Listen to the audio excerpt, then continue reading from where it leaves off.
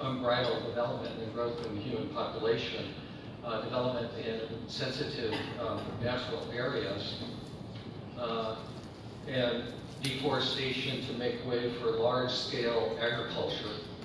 Climate change, as was mentioned earlier today, and really its effects not only on wildlife but also people. And so, and then the last thing that figures into the equation in terms of declining species, particularly megafauna, is wildlife trafficking. And a little known fact that actually in some markets, travelers, leisure and business travelers are the top 2 purchasing channels for illegal wildlife products. And so, we're all here and really looking at this challenge of how do you stop the degradation of our planet's natural environment, including wildlife, and build a future in which people live in harmony with nature.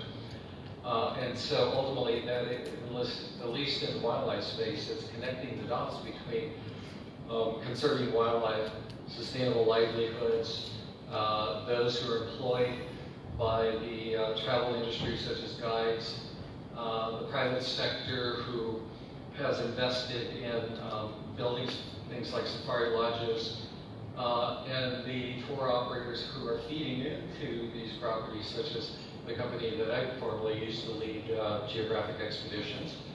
Also affects the quality of the traveler's experience, and really ultimately the economic well-being of countries such as many in Africa, where 80% of tourism in Africa has some wildlife watching component to it.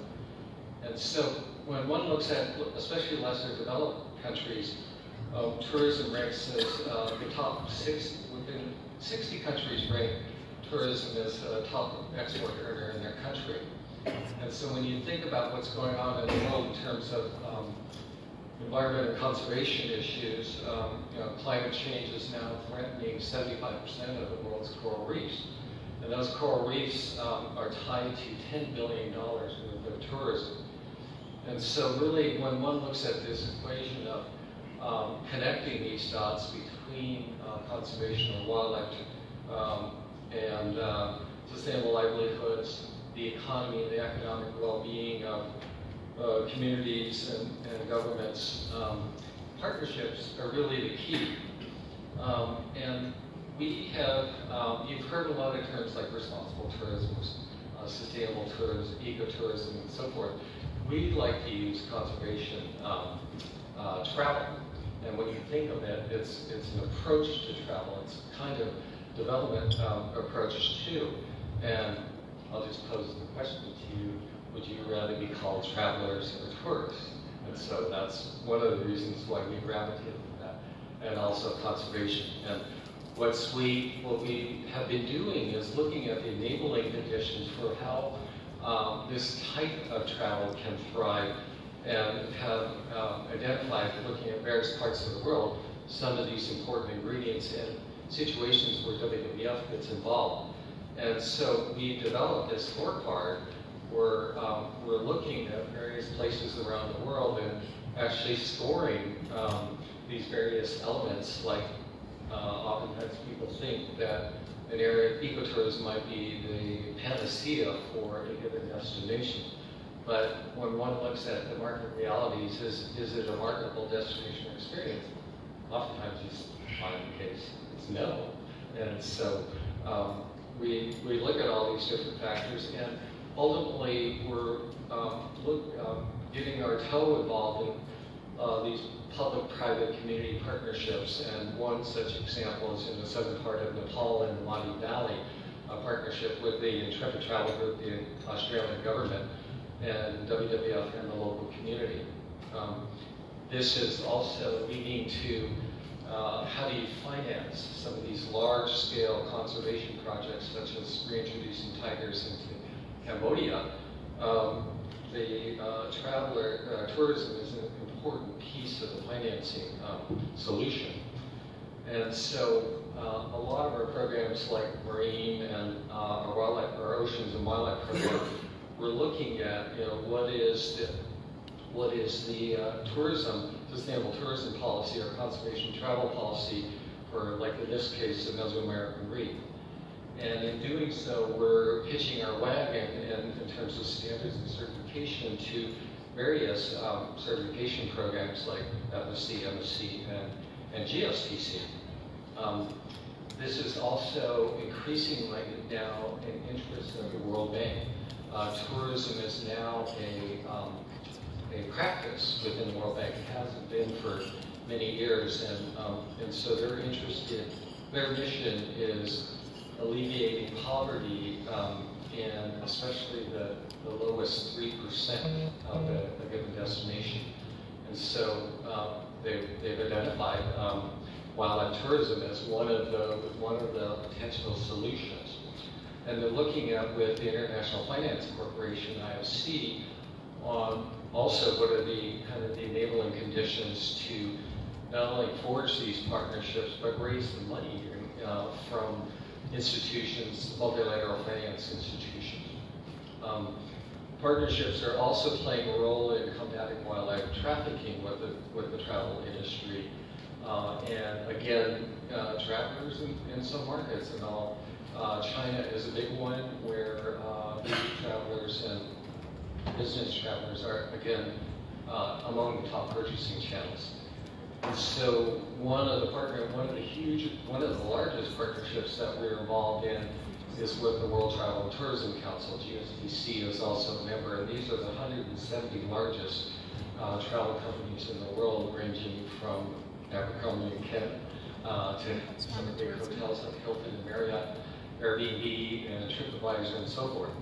And all these companies are joining forces to develop campaigns such as the recent Golden Week campaign, which is a big week for Chinese travelers going to Southeast Asia in particular, in this case, Thailand. And one of the partners is C-Trip, which if you don't know that company, you should, because they're the largest online travel booking company out of China. They have 300 million registered users. And so through partnerships like this, we were able to reach 11 million Chinese travelers going to Southeast Asia. And their reposts and everything through social media went to 33 million people. And surprisingly, in the research, what we're finding is it's the millennial Chinese travelers who are purchasing these products. And so these campaigns were all developed with very targeted messages that were developed just for the Chinese audience using Chinese celebrities. And so today, we're going to explore with our panelists some of the solutions, both the challenges, the opportunities, and the solution. And we're going to start off with Shek, who is again with the Botswana coordinator for Abercrombie and Kent Philanthropy.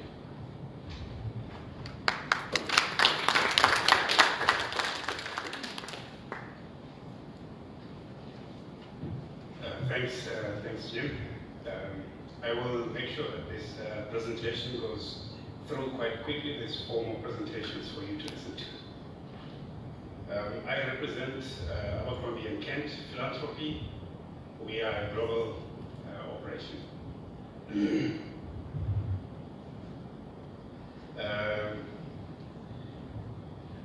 Who are we?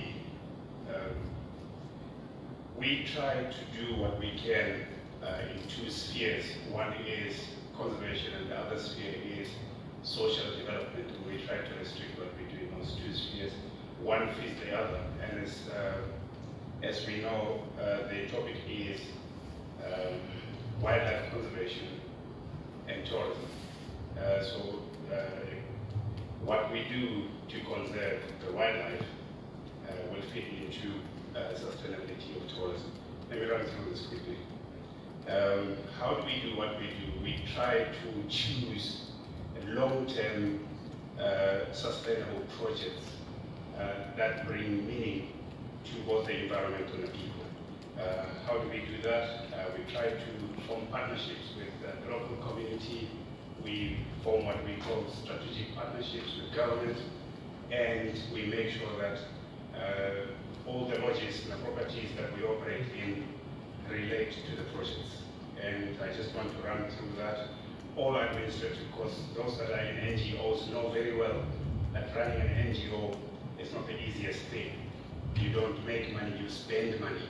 And in fact, you spend other people's money most of the time. So accounting for it is paramount, and how you finance your own administrative costs to encourage others to contribute towards your projects is tricky.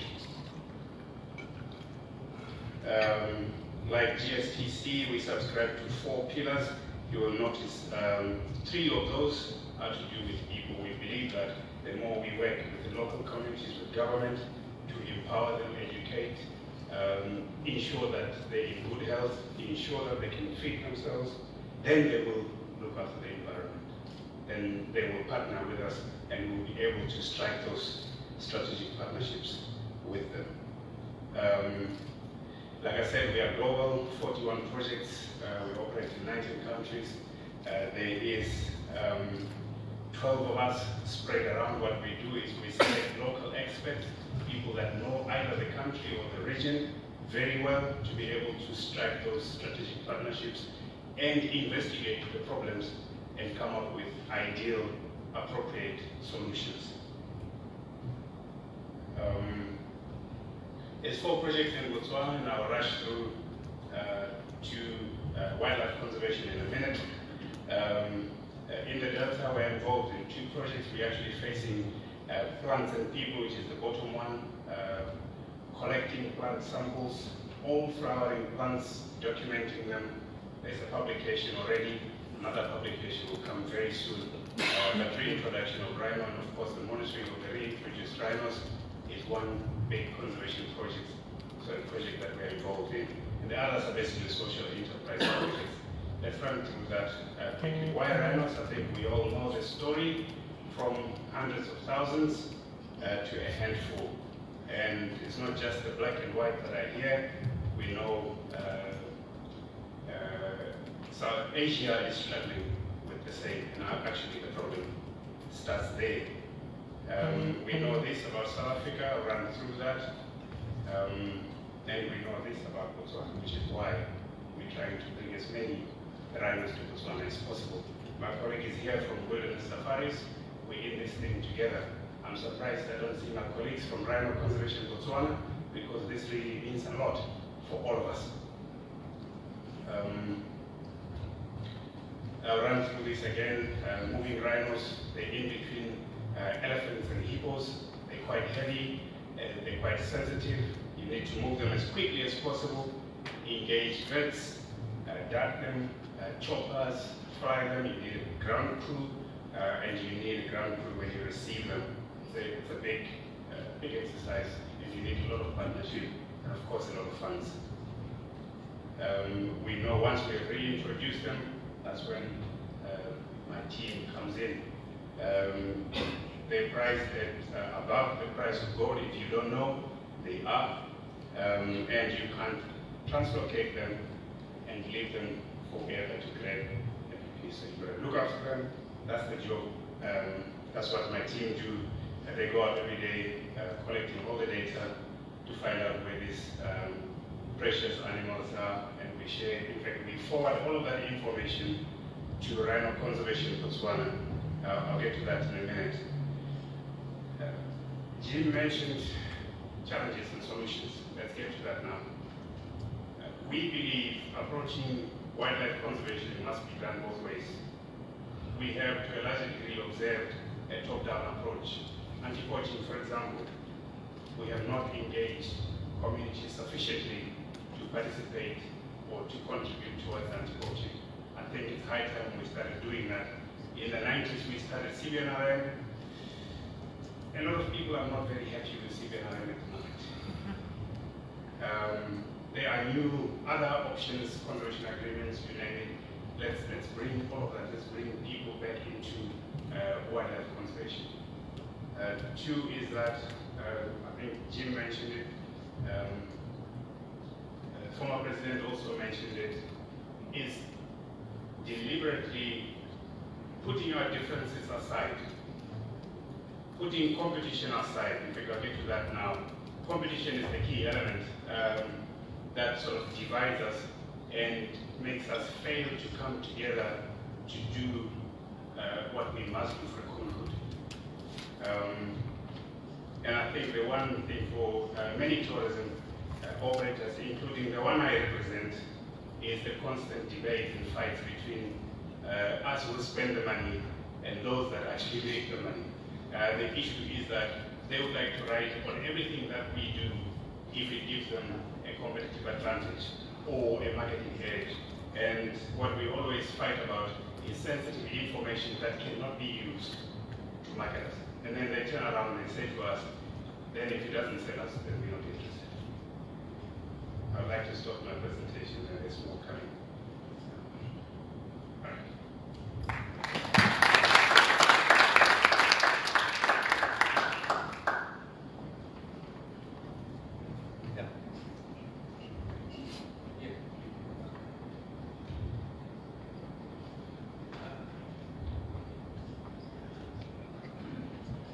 Okay, thank you, Jim. For a change, I don't have any slides to present. I should save us a bit of time. As was observed earlier today, in Botswana, wildlife and tourism are intricately linked. We tout it as the next engine of growth, the second contributor to our economy. We have dedicated vast landscapes to wildlife, which is the key driver, the main driver for our tourism industry. So one of our key management issues is balancing wildlife conservation and tourism, because you have a landscape with competing interests, and you often have to make trade-offs in balancing those particular interests. However, such endeavors, those balancing acts, are often easier said than done. And hence, we often hear others talk about wildlife conservation and management as a crisis discipline, which it probably is. But we seem to be agreeing that going forward, we will need to enlist science and research, or research and science, as the case might be, in order to begin to do proper adaptive management, which is informed by science and research.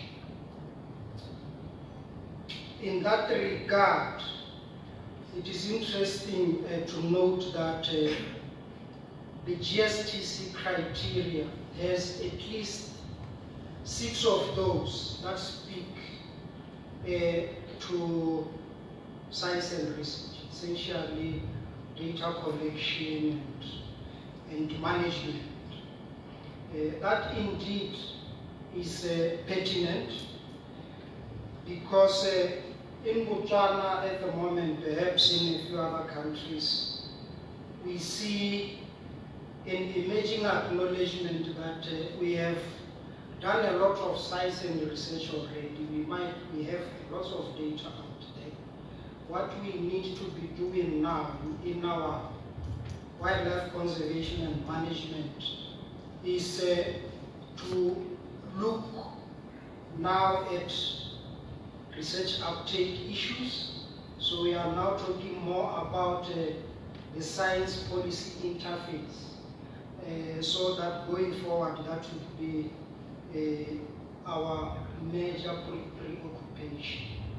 The challenge is going to be getting it right, I believe. The other challenge, of course, is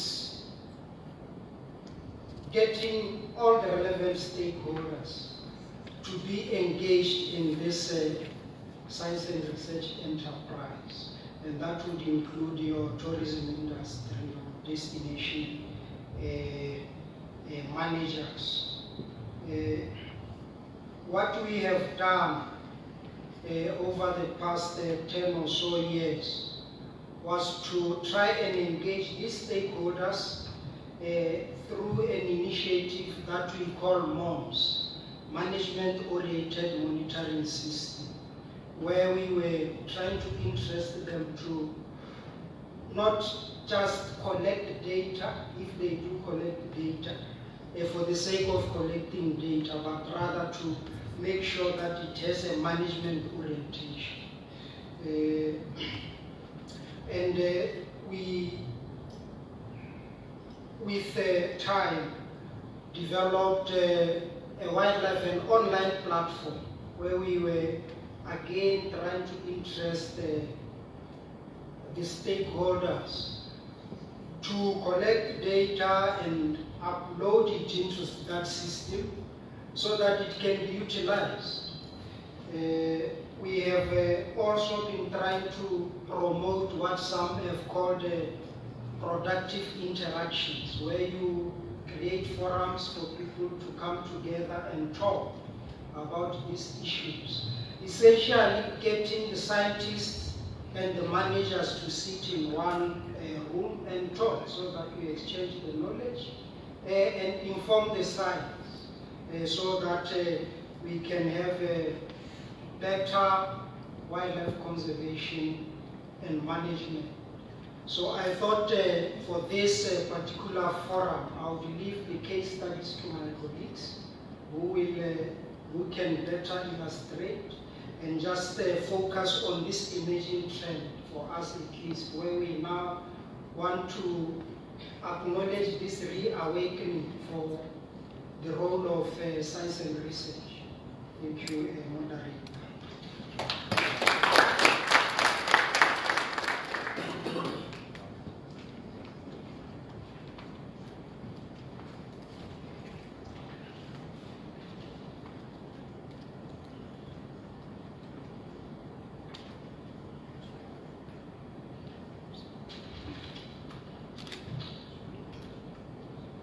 Right, Wilderness Safaris believes in the 4 C's: commerce, conservation, community, and culture.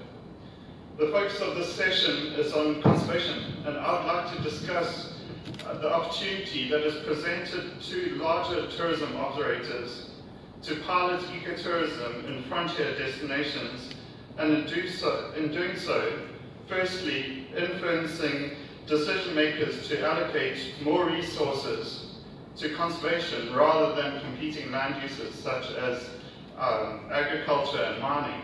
Secondly, to provide the confidence in the region and the marketing of that region to allow smaller operators to create a hub of conservation as has been established in the Okavango Delta and in the Serengeti.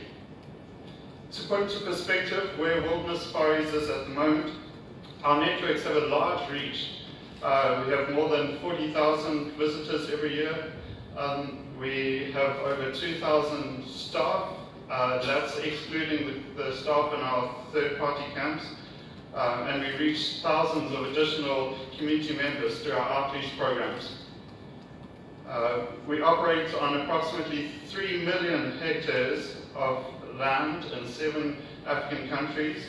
The land we operate on conserves more than 33 IUCN listed endangered species. All the populations are increasing within our properties. And this obviously includes the white and black rhino that was spoken about earlier. That was our rhino reintroduction program, started in 2001, where we teamed up with DWMP to bring in the first wild free-roaming rhino since they went extinct. And yeah, since then we've brought in over 100 rhino and onto Chiefs Island, and they are breeding, and we are hoping to create a source population which could then in the future be used to restock rhino in other regions where they've been locally extirpated. As a case study of a frontier ecotourism, I would like to introduce another success story, Basanga Plains, our camp in Kafue, Zambia. Basanga is far off the beaten track for most travelers and is seasonally inundated, resulting in a shortened tourist season. So the 5 months of the dry year when it's dry. However, this is a gem of a destination with an incredible biodiversity enveloped in an atmosphere of solitude, remote wilderness, and timelessness. Despite having made losses since 2006, our ecotourism presence in the region has provided economic injections into local villages through employment and lease fees. We have established education programs through Children in the Wilderness. It's an initiative that Wilderness has set up throughout the areas we work in. Our camp, staffed year-round, provides a presence in the area together with anti-poaching initiatives, which we have assisted with the funding, and we've seen a marked increase in wildlife numbers. We have established research and monitoring programs, and we've supported postgraduate studies in science and ecology. And recently we are now breaking even, and we are developing a sustainable conservation economy through responsible ecotourism.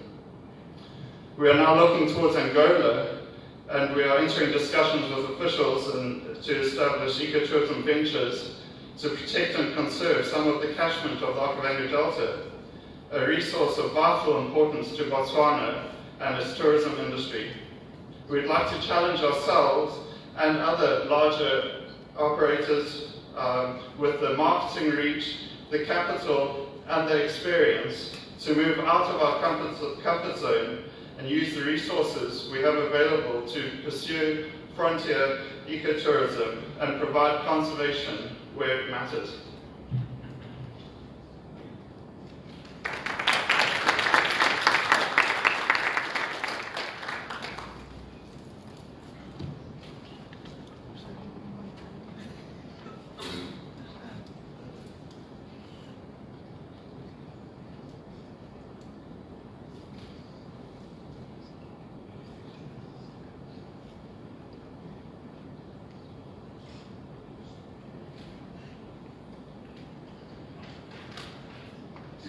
Everything in one file? Yeah, it should be.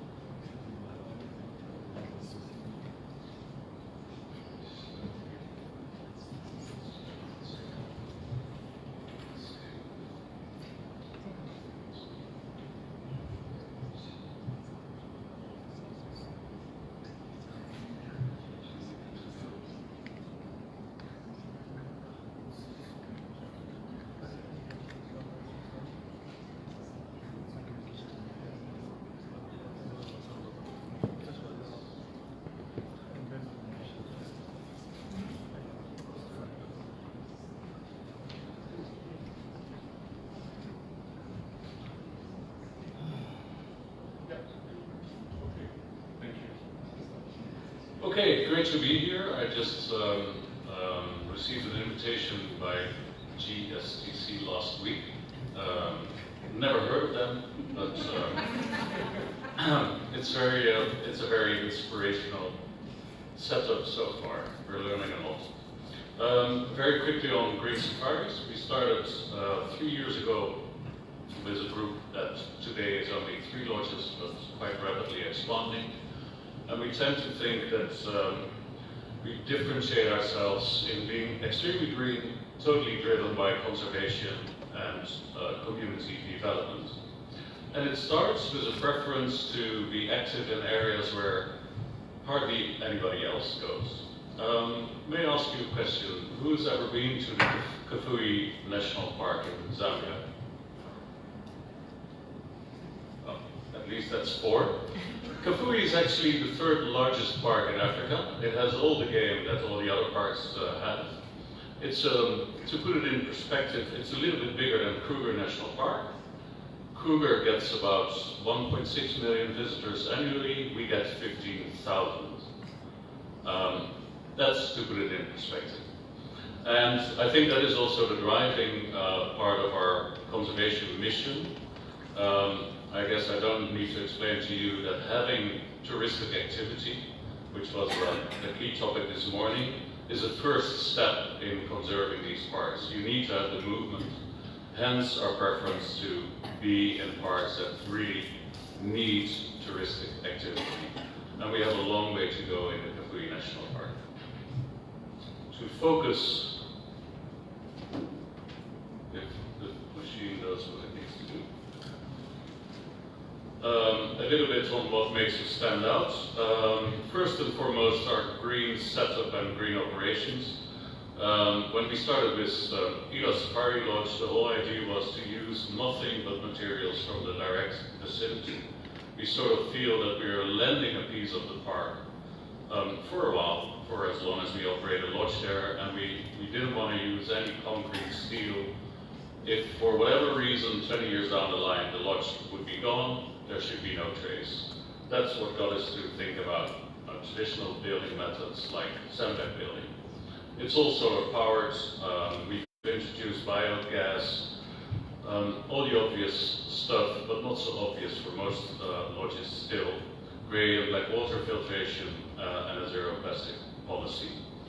On our lodge in Lake Malawi, on Bikona Island, we use one big activity. Most of the activities there are water sports related, but we have quad bikes there. We've now introduced e-quad bikes. And maybe to pay some attention to that hopefully intriguing picture of the inside of a Land Rover. I think I've built the very first e-Landy, as I've called it, many years ago already. And the whole idea started driving from one property to another property and just realizing I only switch off the engine when I see a pack of lions or something special. And it was my own need or desire. I so much love the sound of the bush, where the idea came from to start building an electric Land Rover for silent safaris. And maybe that was the starting point of what now has become green safaris. It's obvious that in using these kinds of technology, we improve the guest experience while operating in a way more sustainable way. Solar powered, way less wear and tear of an electric vehicle because of all the mechanical parts taken out. Then moving on to our conservation efforts, which is a pretty large thing of how we operate. Again, focusing on our first lodge, Ila Safari Lodge, in the heart of the Kouwenhoven National Park. We try to be very active. And just a few examples, we've recently sponsored the Zambian Carnivore Project, a research organization studying and protecting the carnivores in the park, to set up a new base camp on our terrain. We've sponsored a Dutch tech collective called Hack the Poacher on introducing very, very sophisticated tracing technologies to find poachers way more effective. And we set up a community farm just outside the Kouwenhoven National Park, providing work for about 15 women, growing all the vegetables that our lodge, and by now most of the other lodges in the park, need, instead of driving all the way back to town to get our vegetables over there. We've installed, or we've sponsored the installation of a new radio network across the park, again dedicated to enhance law enforcement. And moving to our other property, Kayamala in Malawi, we have a beautiful workshop there, providing work for, I think, about 65 people from the adjoining community, basically doing wonders with recycling. I really like you to have a look at our website later to see what they turn our wine bottles into chandeliers, which are by now sold all over the planet and hanging in hotels and private homes. It is not the usual art craft, it's really stunning work. And this whole recycling and waste management thing is a thing that we're still learning. We're trying to improve all the time to get back to a sort of a zero waste policy and turn it into something productive and creating jobs. Recently started a project called Clean Up Likoma Island. Basically, the amount of plastic on this serene island was too massive. We've involved all the schools, we've involved the teachers, and we thought of incentives for the youth to become aware of the relevance of cleaning up the island. And at the same time are thinking about how can we replace, through that same recycling workshop, Katuni workshop, plastic use on the island by thinking of setting up a factory of using maize leaves as an alternative for packaging stuff. Started a reforestation program. By now, I just came from Likoma. I think we have about 4,000 jacana trees growing to a certain stage, which we will then hand out to the local communities to grow them further and prevent goats eating them. And as a general purpose, we support schools and clinics, etc. This all came maybe out of a personal driver of myself in setting up Green Safari, so being extremely green, sustainable, driven by conservation and community development. But I'm very happy to realize, as the group is growing fast and the occupancies are growing fast, that there is a growing need for what is called in the industry travel with a purpose. People really booking these kinds of properties, and we, as much as possible, love to engage our clients in what it is. Okay, you can go on a morning game drive and an evening game drive and do a walk in the middle, but you could also teach a class at the local community school in whatever profession you have. And we're constantly trying to expand the involvement of our clients, and apparently that is well appreciated. If you want to read more, just have a look at our website, greensafaris.com, and our dedicated conservation foundation, greensafaris-foundation.com. Thank you very much.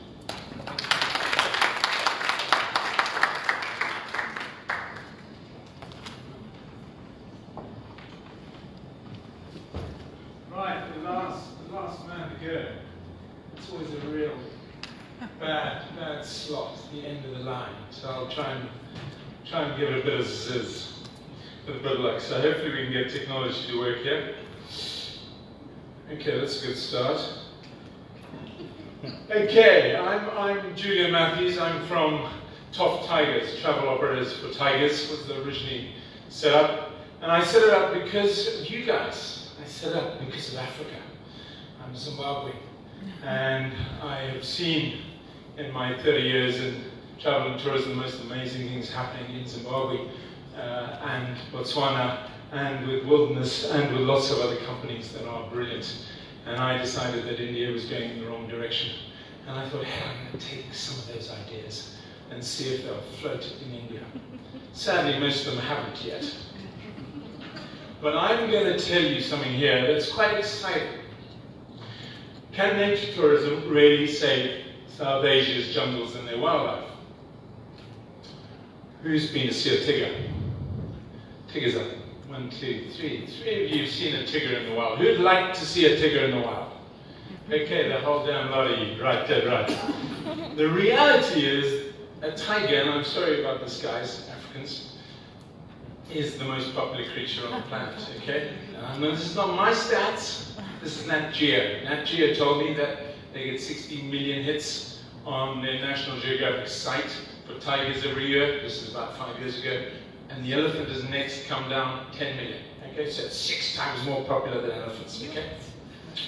Good start. Okay, so how are we going to use that to save them?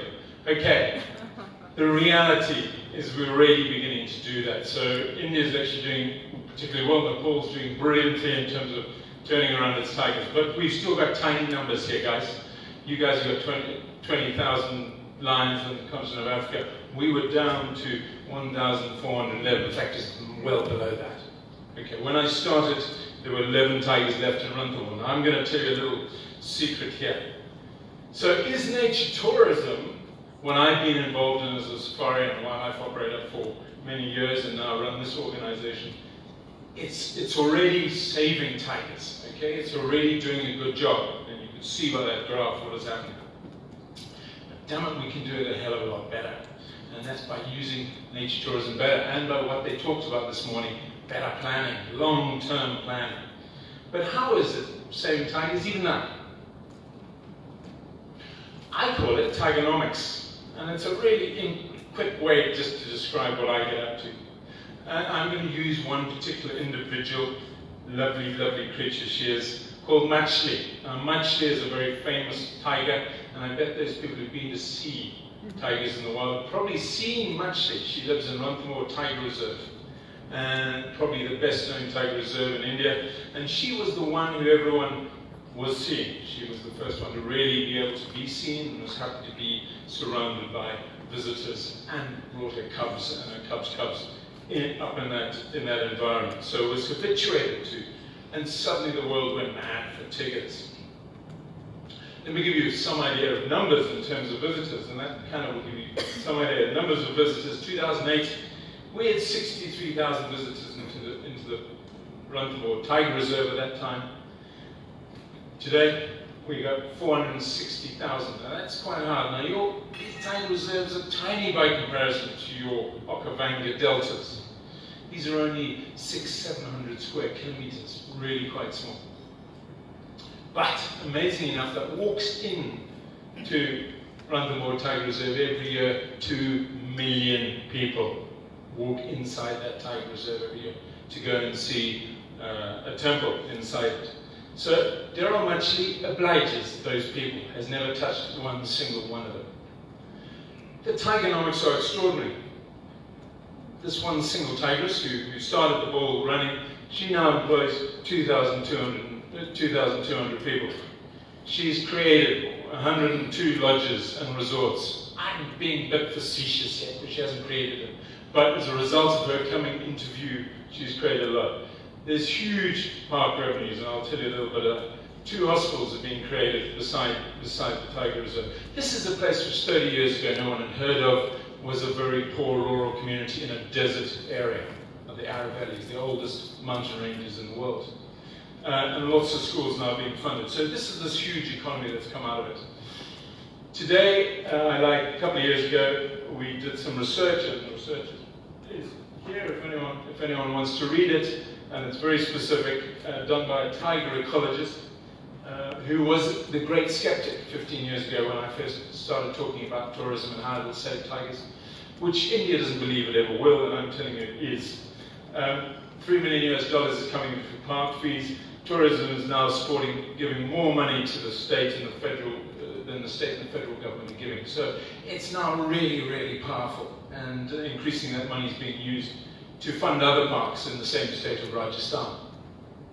The regional benefits, we reckon, of that, direct regional benefits, not all the massive indirect ones, 33 million pounds a year, dollars a year to the local community.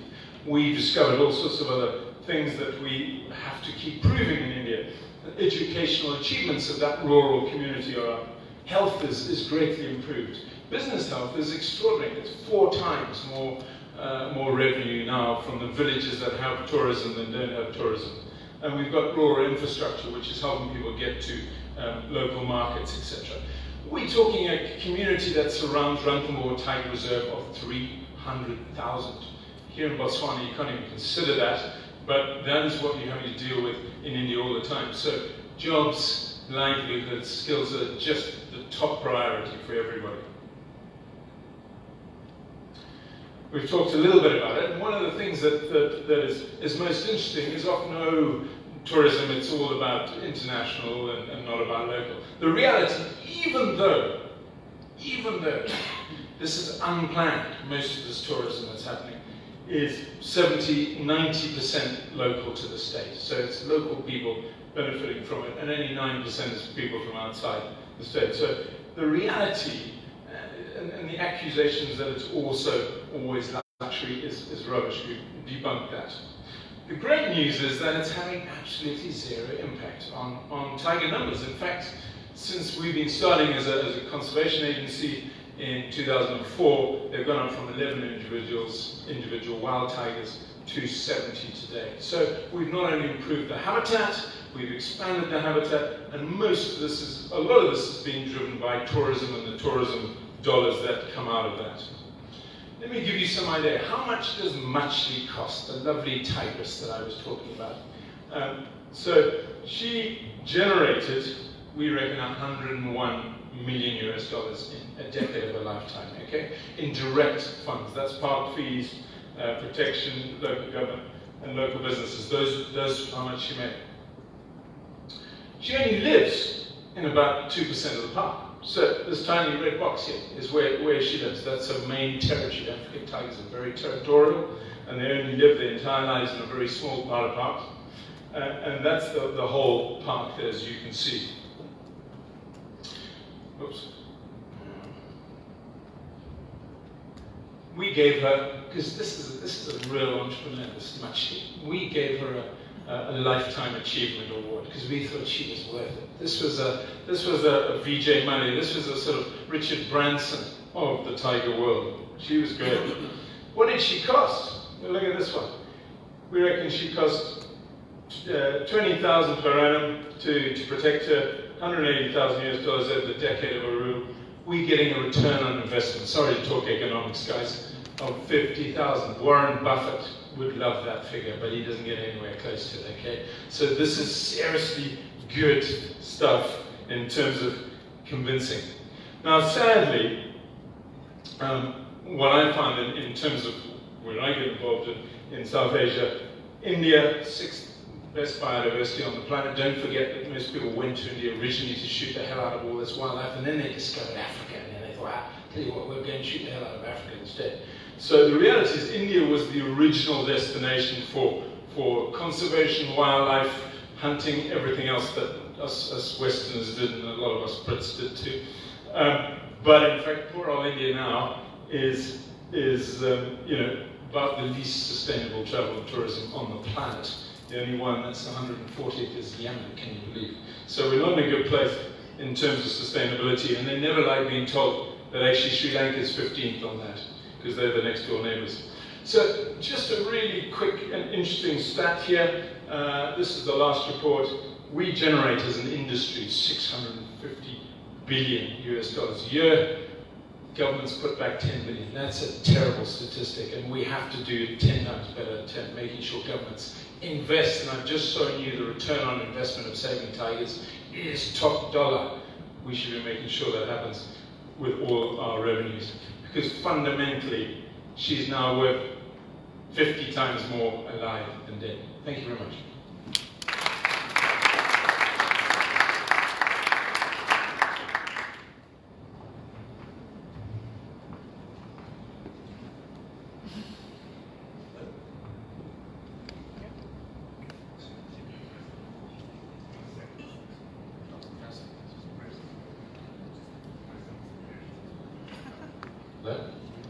Thank you. So for the remainder of this session, we're going to open it up to questions for you all to, as Julian says, how can wildlife tourism create meaningful incentives for local communities, governments, and other stakeholders to value wildlife more life than death. So we're going to open it up. We encourage you to perhaps share your challenges, opportunities, solutions. And so who would like to be first? Here, how are you?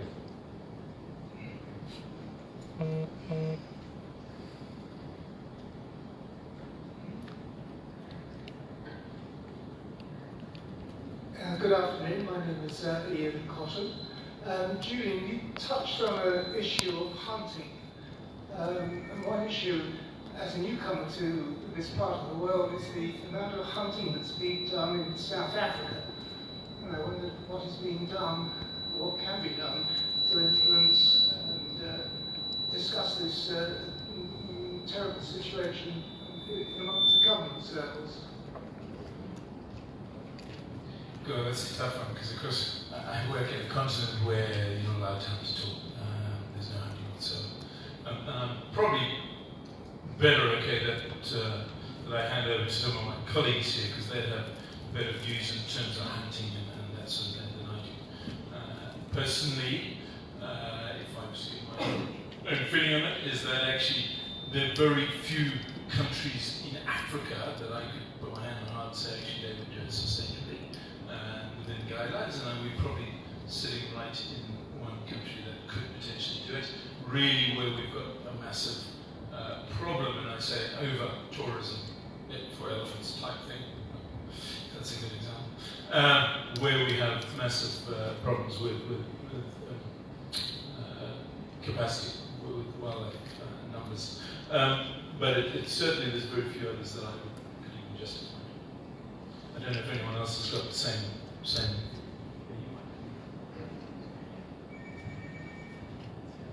Oh, okay. Oh, thank you. Well, as is known, we have had no hunting, at least in public areas, since 2014. But as some of you might know, there is an ongoing dialogue, discussion. Again, it's a question of trade-offs, making trade-offs, balancing of interests. It remains to be seen where those consultations will lead.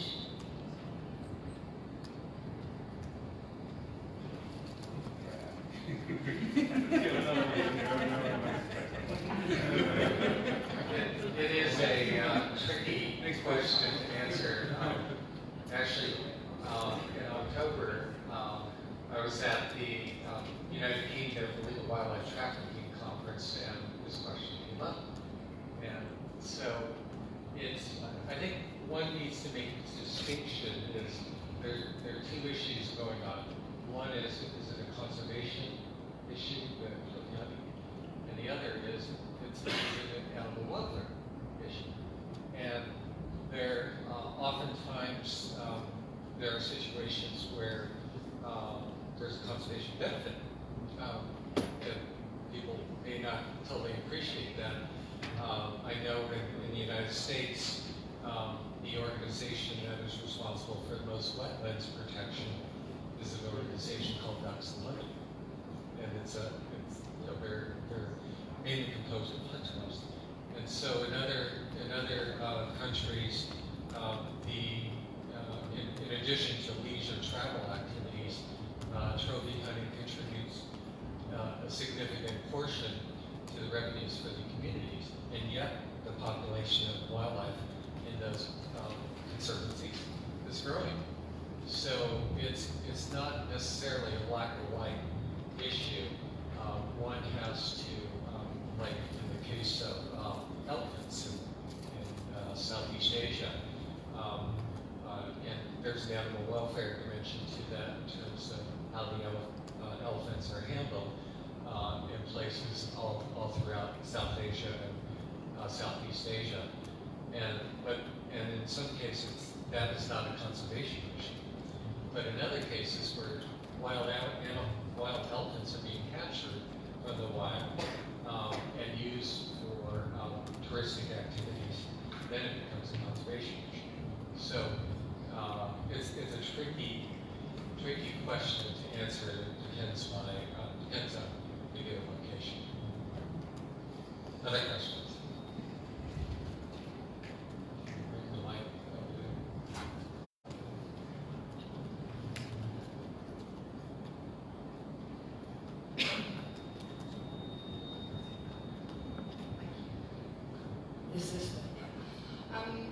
Hi, I'm Liz Veerts. I work for a destination management company called Reforestation Program based here in Marl. What I've seen recently is a huge increase in requests from agents worldwide. We deal with agents all across the globe, and I'm receiving a lot more, or we're receiving a lot more requests to actually, for a niche product whereby conservation and tourism is actually combined. Whereas this topic is rather conservation and tourism, I'm really struggling to actually combine that because of Botswana legislation whereby conservation is so distinctly split from tourism that that's not allowed to be merged. I have been chatting to a lot of researchers, and so the best they can do is actually come and talk and give talks to the clients at the camps, but actually giving them an itinerary that merges them with the conservation work being done out there is not allowed. To me, I understand where it's coming from, but to me it's also a huge miss in a niche product that will and can generate a huge income for those specific conservation organizations. I don't know if there's any way to, if there's any thought being put into that. And if there's, if I'm ever going to win in this task that I'll be given. It's a really interesting question, and of course we used to run conservation-based tourism to Botswana. We used to fund land research here and a couple of other projects that we used to do. It was directly getting clients involved in that research area too. Fantastic, very popular, did lots. But certainly you're absolutely right, they then split the scientists and you couldn't do it anymore. So I would absolutely agree and endorse. It's where tourism is going, travel with a purpose, conservation law. It should be looked at.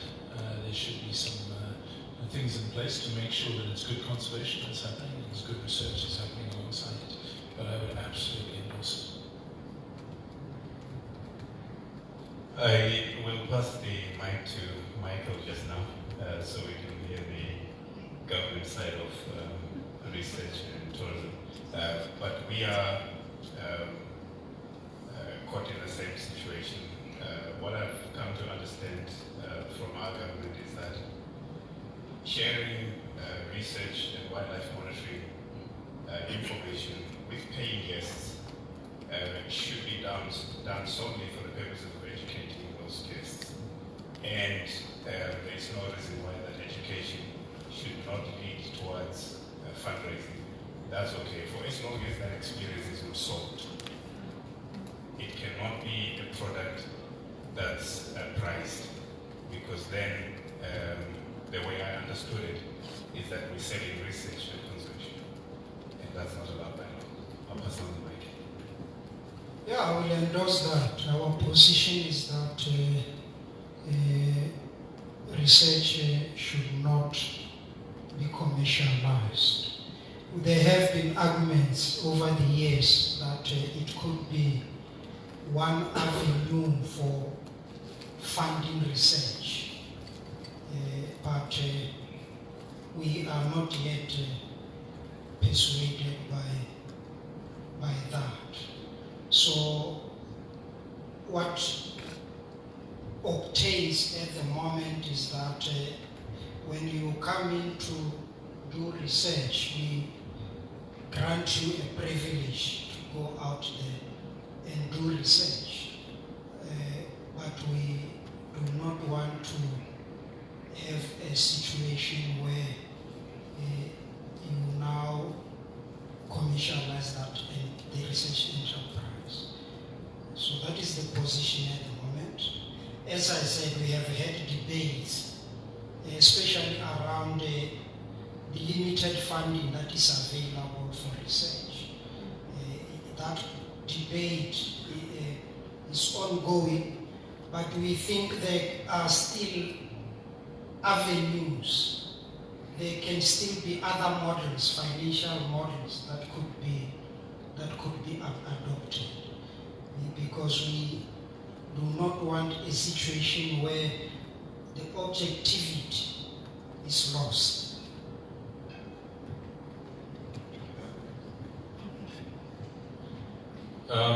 As I tried to explain on your question, this integration of conservation and doing your activities is quite key for green safaris. So we do involve the the NGOs and the research organizations on the ground, obviously, they don't share the most sensitive information. But clients, apart from having a great game drive or a great walk as a great ranger, do love to have those campfire visits of researchers just explaining them more on what kind of work they do. So I totally see the trends, and we totally try to integrate this into the client experience. The NGOs involved love to do this because we actively encourage our guests to top up what we already donate to these organizations, and that happens quite a lot. So I guess it works both ways for the client experience and for the NGOs dedicated to research or protection or anti-poaching to get acquainted with our clients. I'm actually surprised that here in Botswana that is very much separated. Like to emphasize, of course, sensitive information you don't share, but more generic insights of researchers or biologists in residence is greatly improving the guest experience.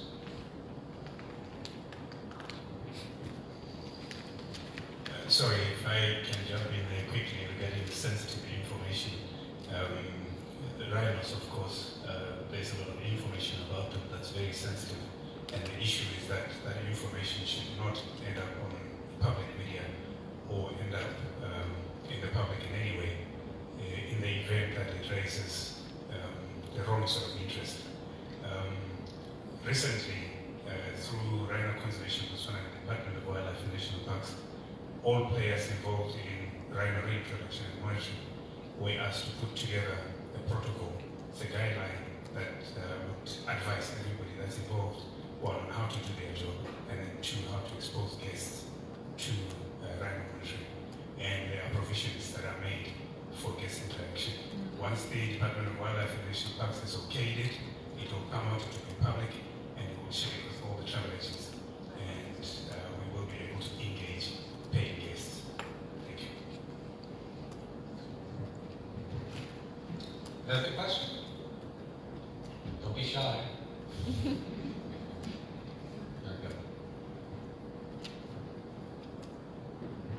Hello everybody, my name is Heidi from Vireo, Italy.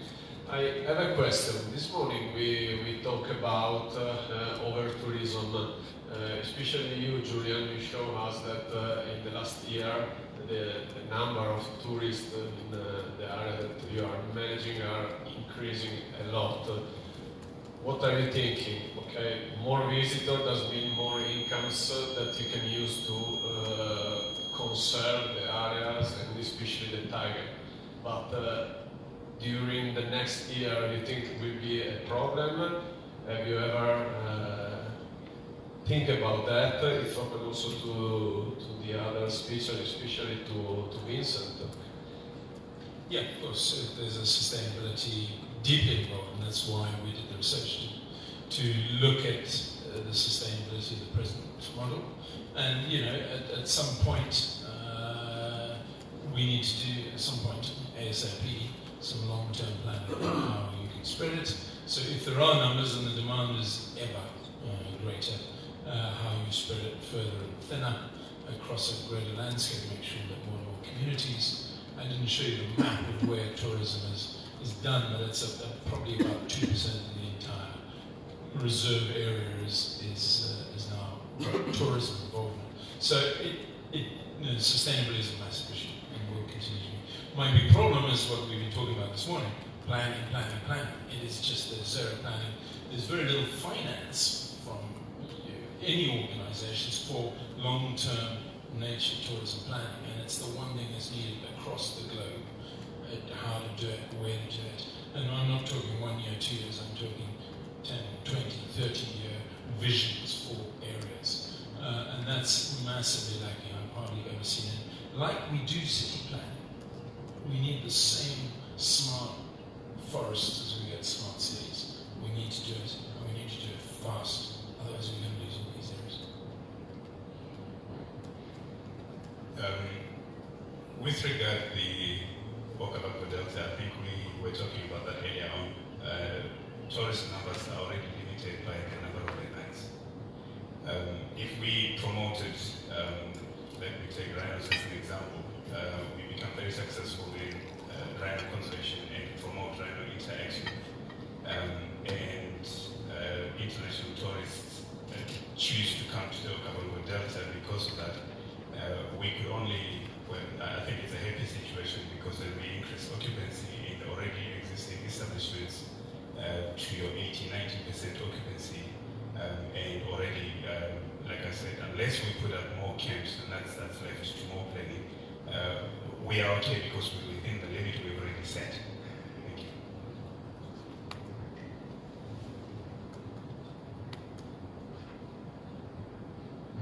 Okay, I think we are out of time, and want to thank you for coming to this session, and thank you for excellent panelists. So please join me in giving them a nice applause for their excellent presentation.